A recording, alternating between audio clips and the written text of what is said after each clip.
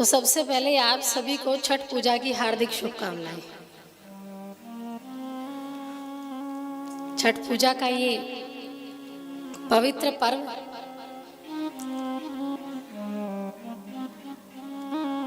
और हमारी संस्कृति, आस्था और प्रकृति के प्रति सम्मान का प्रतीक है ये उत्सव।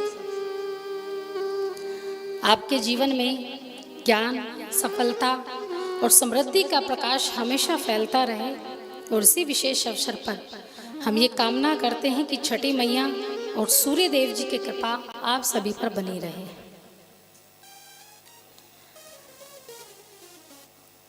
इस पर्व पर पूर्वांचल में जो भारत का पूर्वी क्षेत्र है, जिसमें विशेष रूप से उत्तर प्रदेश, झारखंड और बिहार का जो क्षेत्र आता है, इसमें बड़ी धूमधाम से उत्सव मनाया जाता है छठ का पर्व। और माताओं की आस्था वैसे ज्यादातर हर काम में, धर्म के काम में माताओं की सबसे ज्यादा भागीदारी रहती है। और छठ पूजा में भी कहा जाता है कि माताओं की भागीदारी सबसे ज्यादा होती है। इतना कहते हैं कि पुरुषों में इतना भाव नहीं होता जितना माताओं में भाव होता है। और ये छठ पर्व ये हमें ये अनुभव कराता है और बड़ा कष्टदायी ये व्रत होता है।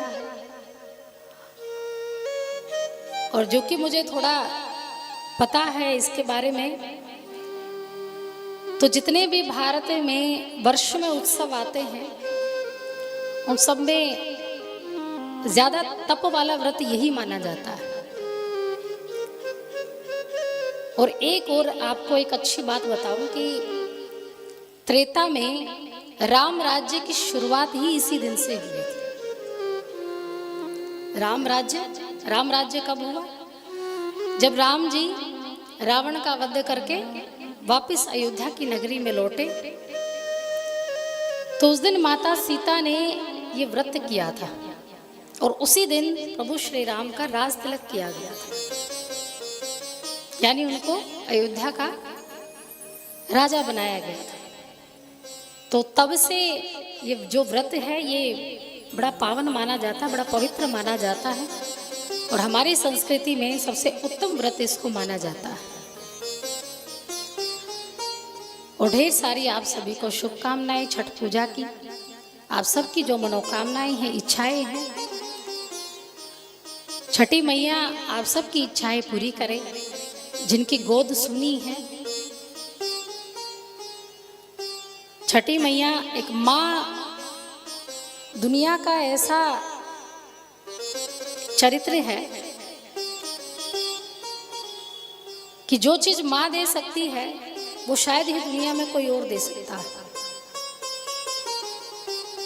तो इसलिए इसे छठी मैया कहा गया है, क्योंकि जिसकी गोद सुनी है, इसको कई वर्षों से संतान नहीं मिल रही है, तो ये व्रत कीजिए और माँ से इच्छा मांगिए कि मुझे सुपुत्र पुत्र हो या सुपुत्री पुत्री हो। और वर्ष भर में ही माँ उसकी गोद भर देती है।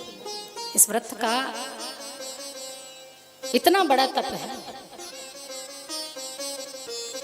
और माताएं अपने बच्चों के लिए, अपने संतान के लिए, उनकी समृद्धि के लिए, भविष्य के लिए कामना करते हुए ये व्रत रखती है। घर की समृद्धि के लिए माँ लक्ष्मी का वास हो, छठी मैया निरंतर पूरे वर्ष सुख समृद्धि से, अन्न धन से भंडार भरती रहे, यही प्रार्थना इस व्रत में की जाती है, उत्सव में की जाती है।